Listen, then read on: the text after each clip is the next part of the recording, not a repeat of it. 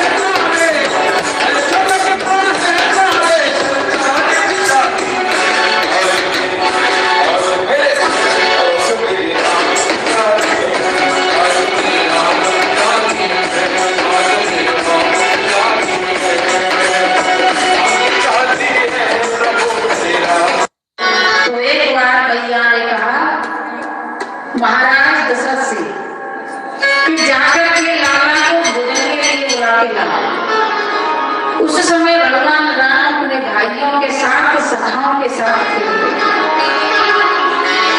तो राजा जब भोजन बुलाने के लिए गए तो भगवान ने कहा कि तुमने अपने पुत्र को बुलाया है और जब तक भगवान के भक्तों को नहीं बुलाओगे मैं भोजन के लिए नहीं आऊंगा। तो मैया कौशल्या कहती है आपको बुलाना आता तो नहीं।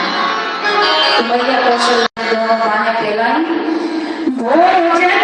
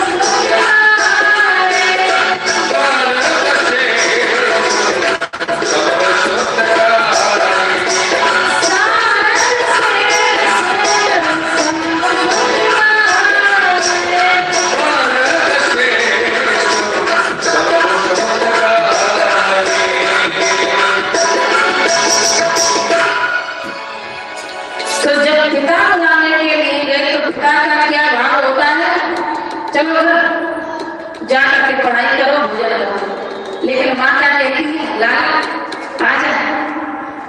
ये नहीं कहती क्या करना है, बस दोनों बाहें जब माँ फैलाती है तो बालक दौड़ा दौड़ा चला आता है। तो भगवान राम आकर के मैया कौशल्या के हृदय से लगे। माता ने सब बालकों को बड़े प्रेम से भाव से भोजन कराया। भगवान राम के बाल चित्र को देखने के लिए नारद, भोलेनाथ, माँ सरस्वती, ब्रह्मा जी सभी देवता आनंद ले रहे हैं रावण के बाल चित्र को देखकर।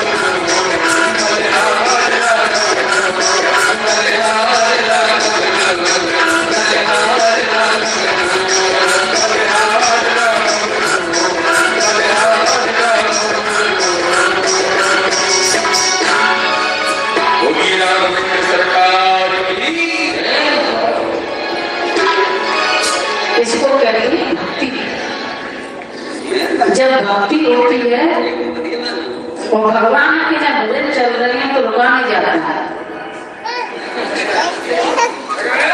और यहाँ मेरे लाला के रूप के जब माता पिता दर्शन कर लेते हैं तो बड़े आनंद लेते हैं। जब तोतली जवान से मेरे राघवेंद्र सरकार अपने माता पिता से बात करते हैं तो बलिहारी जाते हैं, बार बार सुनने का मन करता है। तब वशिष्ठ जी ने कहा कि चारों बालकों को विद्या के लिए आश्रम में भेजिए। तो अपने हिंदू सनातन धर्म में 16 संस्कार होते हैं। तो भगवान चारों भाइयों के साथ गुरुकुल में विद्या अध्ययन करने के लिए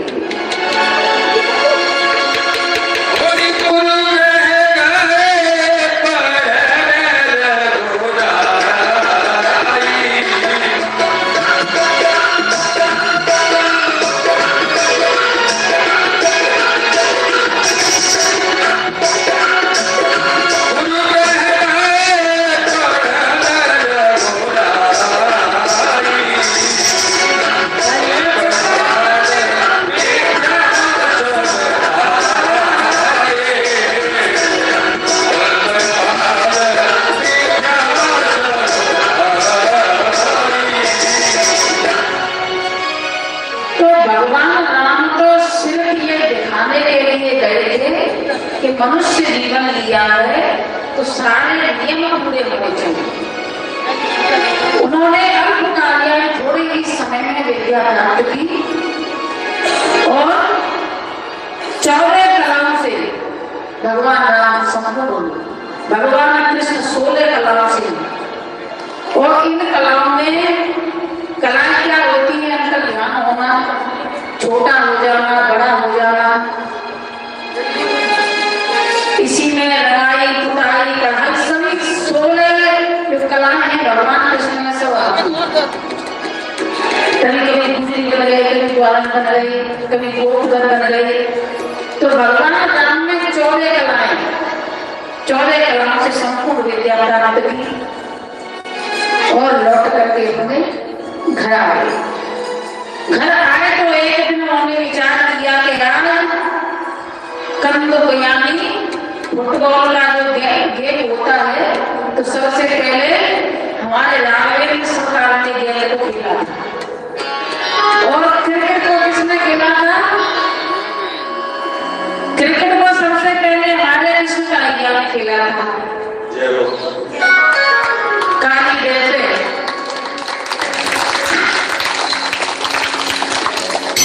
तो ये सब हमारे भारत में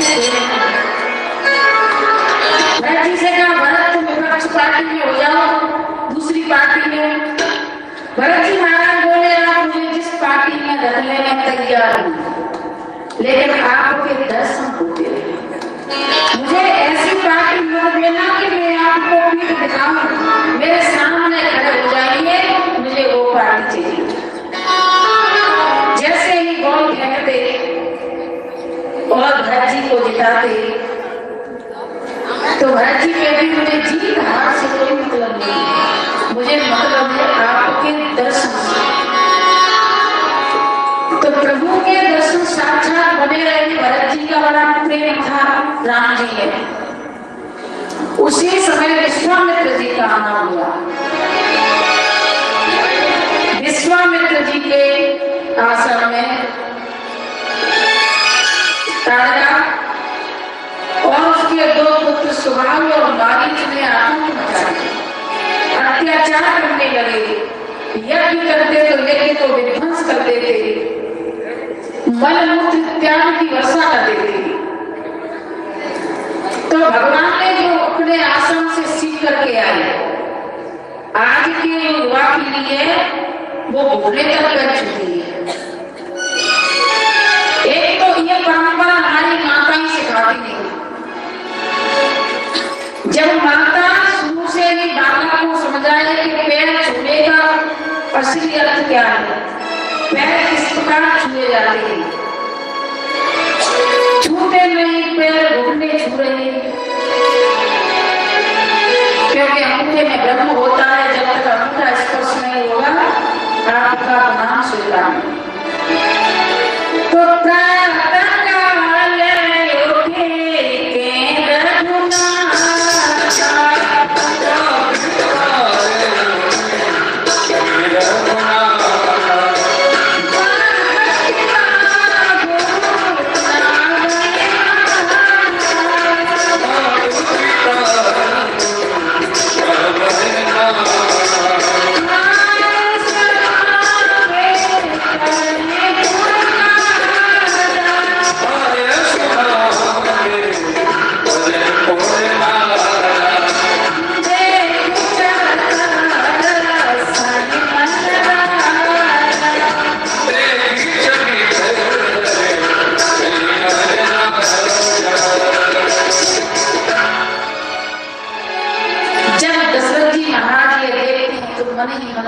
प्रसन्नता होती है, खुशी होती है। जब विश्वामित्र जी आए तो उनका आसन दिया। चरण पखारे नयति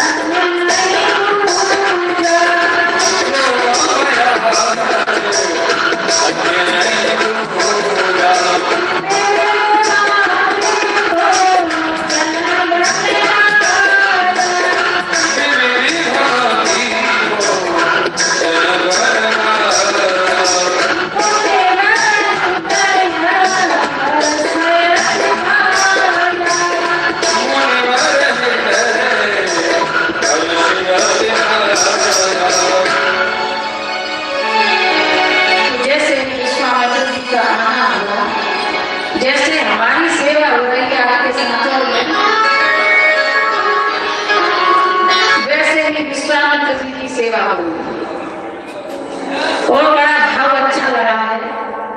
इस प्रकार भोजन के लिए जा रहे हैं, आनंद की अनुभूति आ रही है कि वास्तविकता में अनुभूति क्या है। जहाँ मान सम्मान क्या होता है वो आपकी तरह से सीखा है, आपकी दृष्टि सीखा है। तो वैसे ही विश्वामित्र जी जब पहुंचे उनके लिए आसन लगाया, उनका भरपूर स्वागत किया, भोजन की विविध वहाँ के व्यंजन बनाए। जब विश्वामित्र जी आए तो सबसे पहले महाराज दशरथ ने 2 पुत्रों को बुलाया, शत्रुघ्न और भरत। नाम लक्ष्मण को नहीं बुलाया। जो शत्रुघ्न और भरत जी ने आकर के प्रणाम किया तो महाराज बोले आपके 2 पुत्र और कहाँ है?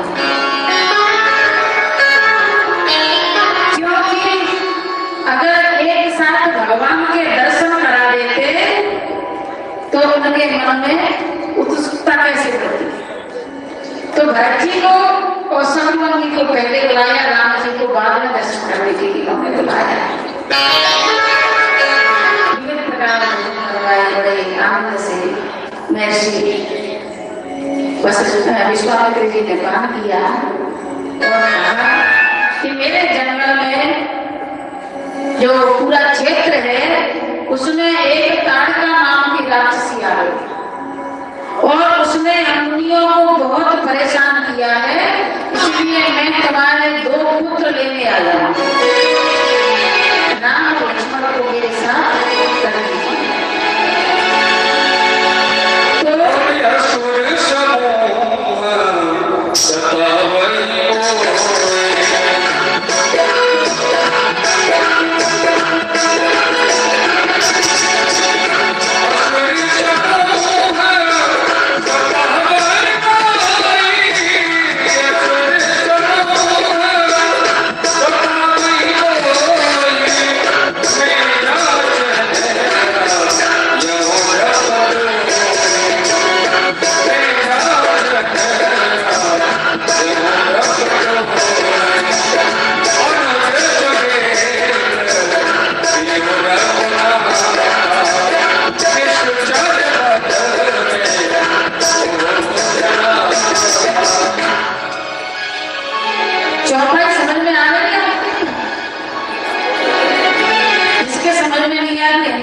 अर्थ बताएंगे उसका।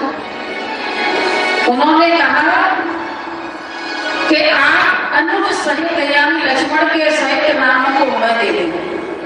तो दशरथ जी ने क्या कहा, हे मुनिराज, धन, धेनु, कुआं, बावड़ी, महल आप सब कुछ ले लो, लेकिन मेरे राम को मत लो।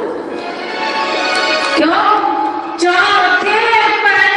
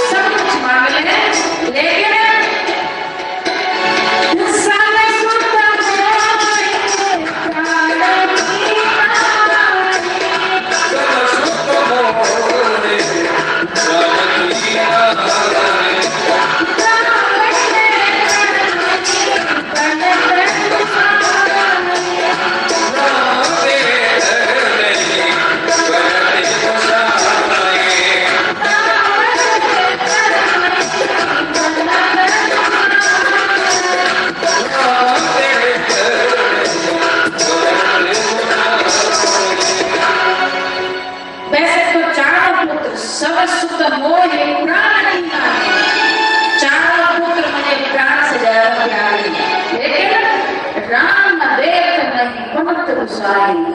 मैं राम को नहीं दे सकता। तब विश्वामित्र जी ने महाराज दशरथ को समझाया कि इनका जन्म परमात्मा के कारण साधन धरा शरीर दूसरों के हित के लिए ही हुआ है। उन्हें ज्ञान दे करके बोध करा करके और दोनों बालकों को लेकर के जैसे ही अपने आश्रम की सीमा में आए कि दो रास्ते दिए। उन्होंने कहा एक रास्ता पास का है, लेकिन उसमें ताड़का नाम की राक्षस रहती है, और दूसरा रास्ता दूर का है जो हम रात भर यात्रा करेंगे तो प्रभात में पहुंचेंगे। तो राम जी ने सहजता से कहा कि हे गुरुवर, हमें उसी रास्ते से जाना है जिस रास्ते से ताड़का बैठी हुई। श्याम गौर सांवले और गोरे दो राजकुमार धनुष लेकर के महाराज विश्वामित्र के पीछे चल रहे हैं। तो जब आते देखा तो ताड़का धारण किया, और जैसे ही ताड़का भगवान राम के सामने आई, एक बाण दिया और ताड़का का वध कर दिया। जब ताड़का का वध हुआ तो विश्वामित्र जी ने कहा कि ताड़का को तुम्हारे पिता ने वचन दिया है, वो पूरा करना है। बोले कौन सा वचन दिया? एक बार तुम्हारे पिताजी अपने राज्य की रक्षा के लिए जो हिंसक पशु होते हैं उनको मारने के लिए आए, लेकिन बेहोश होकर के गिर पड़े।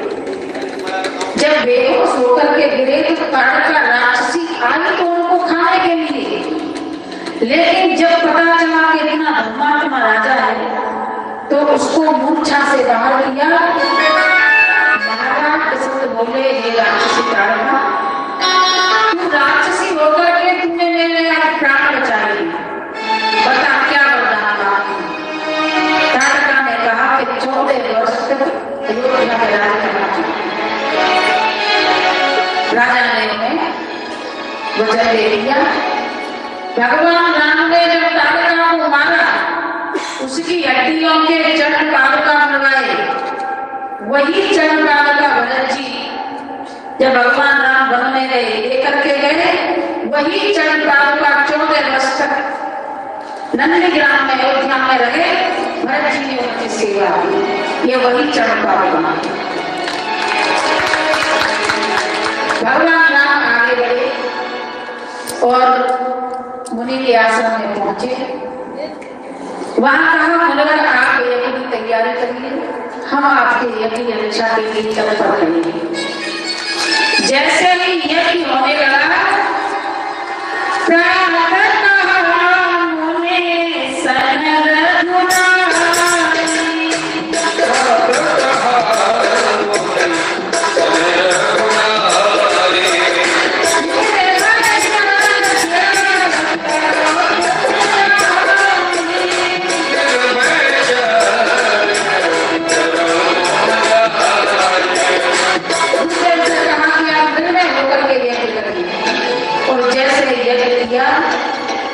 और मारीच जब यज्ञ में विध्वंस करने के लिए आए तो पावक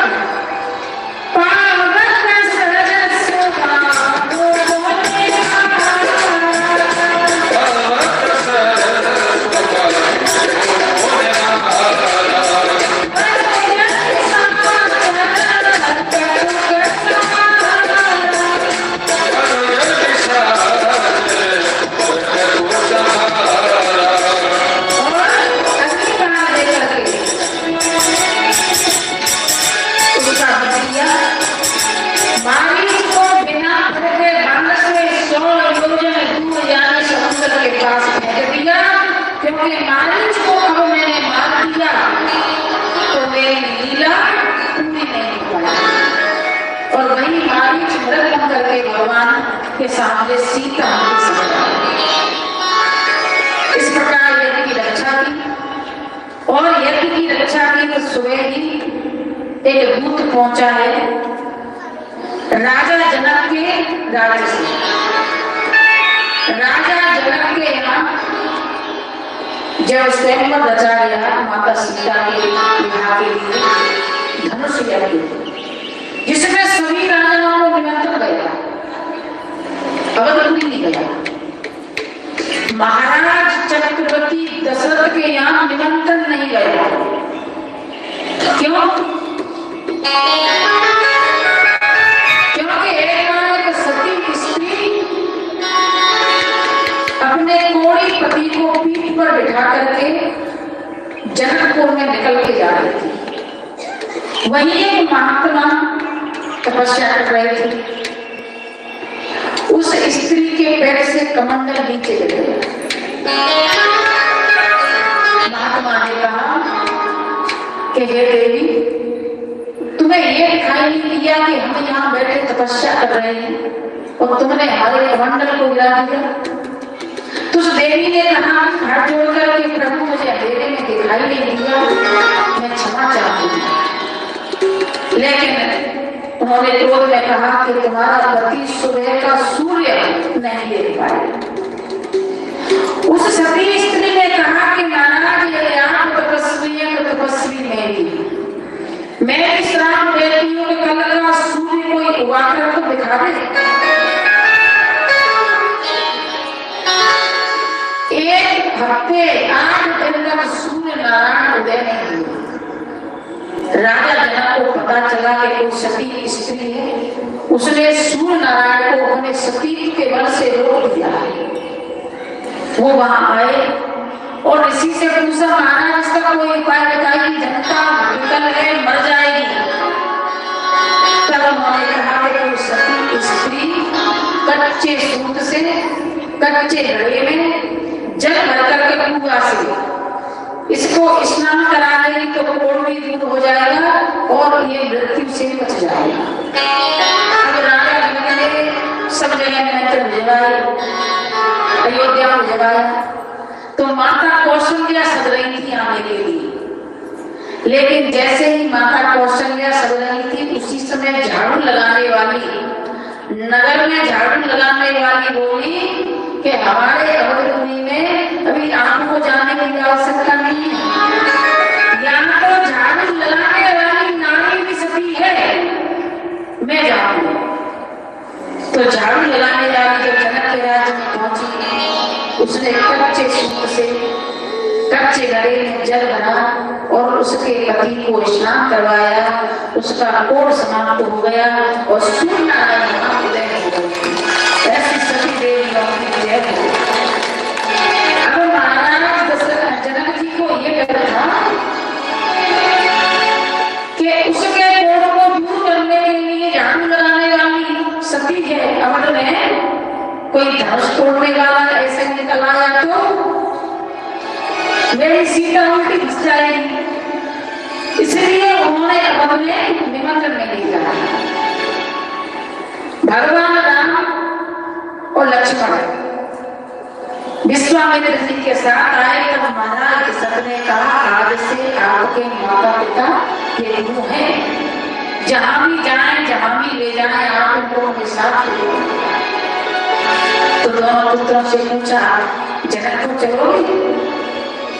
दोनों पुत्रों ने आगे बढ़ा कहा प्रभु आप जैसा आदेश देंगे हम वैसा ही करेंगे।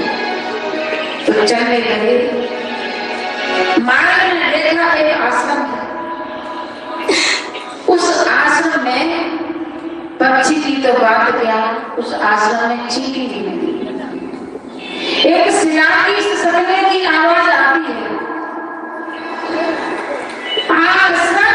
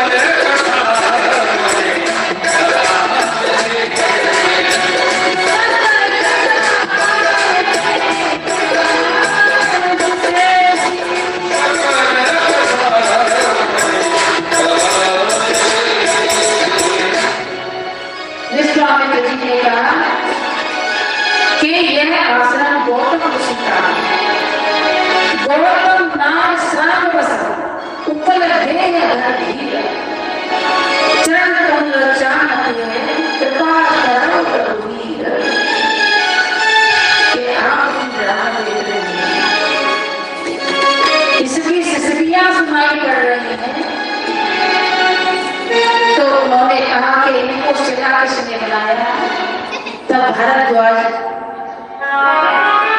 उन्हीं के द्वारा कही गई कथा विश्वामित्र जी बताते हैं कि एक बार इंद्र ने इनके साथ छल किया। अब उनको पता नहीं उनके पति के रूप में छल रहा है।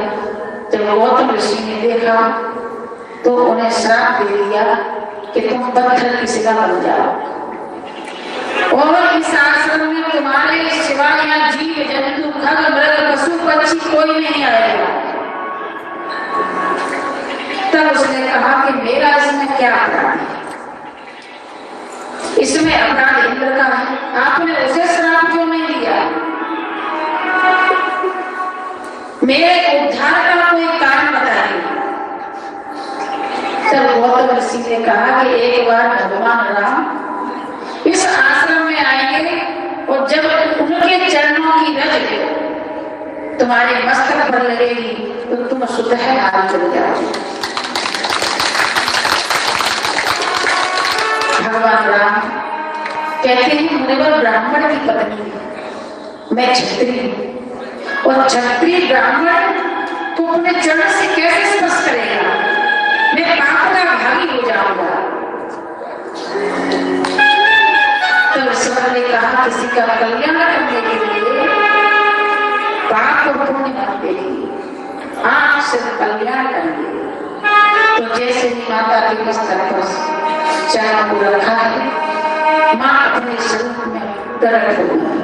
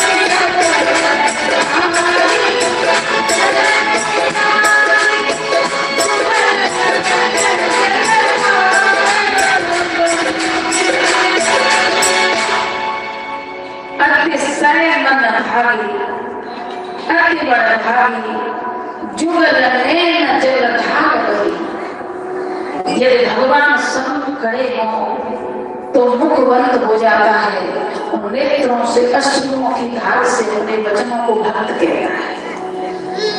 तो माता अहिल्या भगवान से अश्रुओं की धार बहाती हुई कहती है, हे प्रभु, आज आपने मेरा कल्याण कर दिया, आपके चरणों की रज से आज मैं धन्य हो गई। उसी समय गौतम ऋषि आए और ले गए गवनों सो लिवाई। इस प्रकार ले गए जैसे नई बहू की विदाई होती है, गोने से लिवा करके ले जाते हैं। इस प्रकार परम धाम में गौतम ऋषि अहिल्या नारी को अपने साथ ले गए। यदि भगवान के सम्मुख खड़े हो तो कुछ मत मांगिए, आपके आंखों से बहते हुए आंसू आपके हृदय की बात भगवान तक पहुंचाइए। आपको कुछ कहने की आवश्यकता नहीं है, भगवान स्वयं सुन लेगा। इस प्रकार मेरे रामों ने उन पर जो कृपा की, तो आगे बड़े उन्होंने कहा, महाराज मैंने ब्राह्मणी पत्नी के सिर पर पैर रखा है, अब इसका पाप मुझे गंगा में स्नान करने के लिए पहुंचे। गंगा में स्नान करने के लिए पहुंचे तो विश्वामित्र जी ने कहा, ये गंगा तुम्हारे ही पितरों के द्वारा धरती पर लाई। तब उन्होंने कथा सुनाई कि महाराज सरल की दो पत्नियां थी, कैसे तीनों ने लेकर के तपस्या की, तो महात्मा ने वरदान दिया कि तुम्हारे पुत्र हो जाएगा। लेकिन एक रानी को हंसी आई और कहा कि यदि ऐसे ही वरदान देने वाले तो मेरे 7,000 पुत्र हो जाएंगे। तो ऋषि ने कहा, तुम्हारे गर्भ से तो तुम भी पैदा हो। तो जैसे ही रानियों ने बालकों को जन्म दिया तो एक रानी के गर्भ से तुम भी जानते होंगे। तो जैसे ही राजा उसे फेंकने जा रहे थे, आकाशवाणी हुई, हे राजा इसमें 7,000 पुत्र हैं, फेंकना नहीं। तो 7,000 पुत्र हुए और एक सुमिति रानी के अस्मत। जब राजा सरल ने यज्ञ करना प्रारंभ किया तो यज्ञ का घोड़ा छोड़ा गया। तो इंद्र को लगा कहीं ये मेरा इंद्रासन में है, इंद्र का यही काम था। उस घोड़े को ले जाकर के कपिल मुनि के आश्रम में डाल दिया। अब उस घोड़े को घूमते घूमते 7,000 पुत्र कपिल मुनि के आश्रम में पहुंचे। जब खुदाई की तभी से समुद्र बना है, सागर कहा जाता है समुद्र को। तो उन्होंने जब खुदाई की तो कपिल मुनि के आश्रम में पहुंचे और जाकर के कपिल मुनि से अनर्गल बातें करने लगे।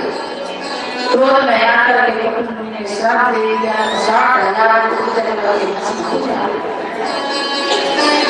जब यह बात समंजस को पता चली तो उन्होंने कपिल मुनि से हाथ जोड़ करके कहा कि जो मेरे पुरखे जल रहे हैं उनके मोक्ष के लिए हम क्या करें।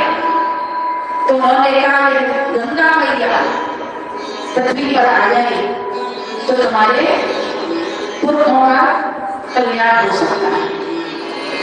तो असमंजस ने वही तपस्या करना प्रारंभ किया और तपस्या करते करते अपने प्राण दे दिए। फिर उनके पुत्र हुए भगीरथ, उन्होंने तपस्या की। तब कहीं गंगा मैया धरती पर आने के लिए राजी हुई।